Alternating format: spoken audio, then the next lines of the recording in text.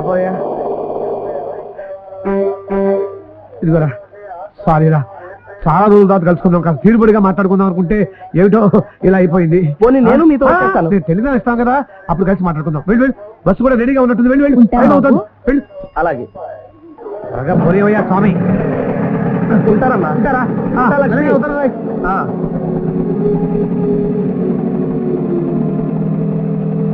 ఆపోయా ఆపు దిగండి. ఇదిగో 5 చిల్లర ఉంచేసుకో. రైలు లోపలికి రైల్వే స్టేషన్ అని చెప్పి ఎక్కడ తీసుకొచ్చావేంటి? కనపెట్టాలా సినిమా థియేటర్ హాయిగా మ్యాచ్ ని చూసేసి ఇంటికి వెళ్ళిపోతాను రండి. మరి హైదరాబాద్ లేదు ఖైరతాబాద్ లేదు. ఆ ప్రభు గారిని తప్పించుకోవడానికి ఎందుకంటే మార్గం దొరకలేదు. అతను నీతో చదువుకున్న కుర్రాడే కదా. అంటే ఏమిటో నీ ఉద్దేశం? నాతో చదువుకున్న వాళ్ళందరినీ ఇంటికి తీసుకొచ్చి మ్యాప్ అంటావా? వాడు తినేది మామూలు తిండి దయ్యపు తిండి కుంభాలు లాగి చేస్తున్నాడు. ఓసిగా వచ్చేస్తున్నాడు. నోరు మూసుకురండి. ఆటోవాడు 10 రూపాయలు అడిగాడని ఇంటి వరకు నడిపిస్తావా? నడిస్తే ఆరోగ్యమే లేవే.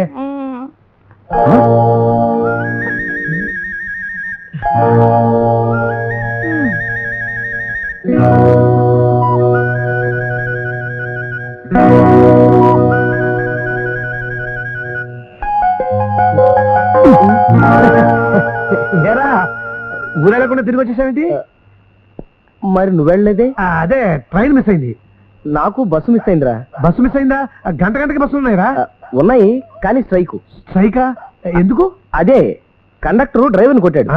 అదే డ్రైవరు కండక్టర్ని కొట్టాడు. ఏంటి? అందరూ కలిసి డ్రైవర్ని కండక్టర్ని కొట్టారంటరా, అందుకని స్ట్రైకు. మరి నీకు రైలు ఎందుకు దొరకలేదురా? నా కర్మగాలి.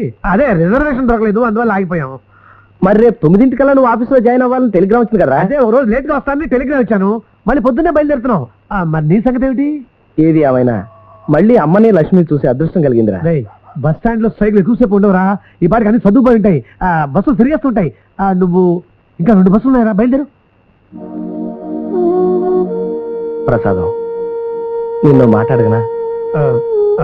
అడుగు. నన్ను ఇక్కడి నుంచి గెంటేయడం కోసమే నీకు ట్రాన్స్ఫర్ అయిందని అబద్ధం చెప్పావు కదా. ఆ టెలిగ్రామ్ కూడా నువ్వే ఇచ్చావు కదా.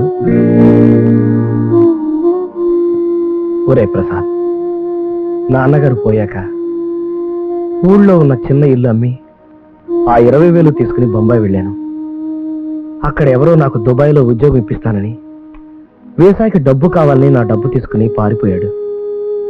ఇటు డబ్బు లేక, ఉద్యోగం లేక, ఊర్లో నా ముఖం చూపించలేక నేను ఇక్కడికి వచ్చాను.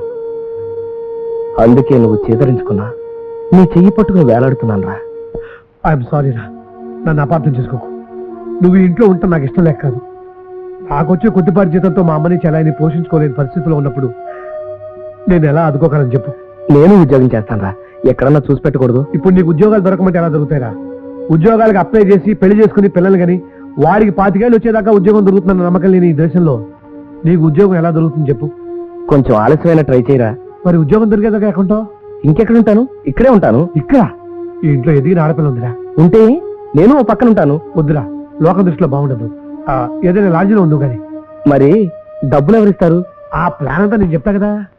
రారా, నీ వాచ్ ఒకసారి రా. దేనికి? ఆ టైం ఎంత చూద్దామని.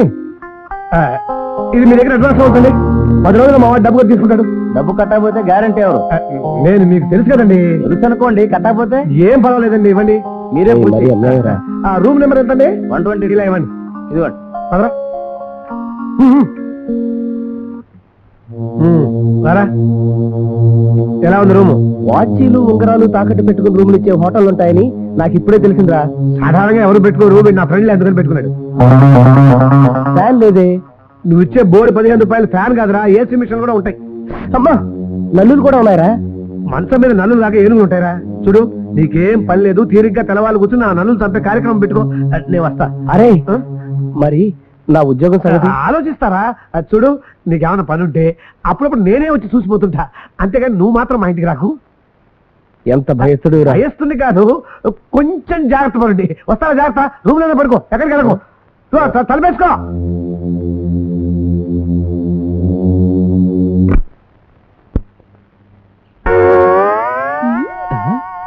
ఏమిటది?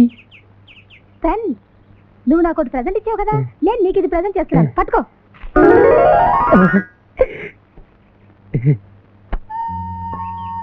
Thank you darling.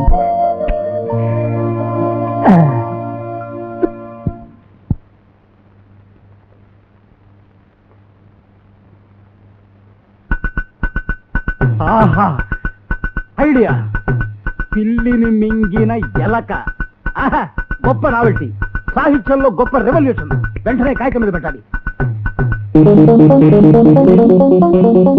నా పెన్నేది? నా పెన్నేది? ఏది నా పెన్ను? నా పెన్నేది? ఏది నా పెన్ను? ఎక్కడ నా పెన్నేది? చెప్పండి అమ్మాయి. అగో, నువ్వుగా నా పెన్నాన్ని తీసావా? లేదు నాన్న నీ పెన్ నేను చూడలేదు నిజంగా నాకు తెలీదు ఏమిటి మళ్ళా ఏం పోయింది ఏం వెతుకుతున్నారు నా పెన్ను ఏమే? నువ్వుగానే నా పెన్నాన్ని దాంతో పీచి పెట్టా కొడుకుతున్నావా? కర్మ నీ పెన్ను నాకెందుకు ఎక్కడ పెట్టారు అయితే పోయింది. మన ఇంటి దొంగ పడ్డారు. అమ్మో దొంగలే దొంగలు భారతక కాలనీ వాసులారా జరిగింది మళ్ళీ దొంగతనం జరిగింది మొన్న నా గొలుసు పోయింది ఈ రోజు శ్రీకరం గారి కలం పోయింది ముందు నుంచి ఆయనకు స్త్రీ ఎలాగూ లేదు కలం మాత్రం ఉండేది ఇప్పుడు అదే పోయింది అచ్చొచ్చిన కలం, అచ్చొచ్చిన ఆంబోతుల కాగితం మీద కలం దొక్కేది. ఆయన కలం పోవడం వల్ల మన కాలనీకి మంచే జరిగింది. అవును భారతి, ఆయన పిచ్చి రాతలు మనకు వినిపించి ఫ్రీగా తలనొప్పి తెప్పించడం తగ్గిపోతుంది. రామంగారు కాస్త మర్యాదగా మాట్లాడండి. నాది పిచ్చి రాతల మచ్చుకో మచ్చుతో వినిపిస్తాను, వినండి. ఆకాశం భూమి నుంచి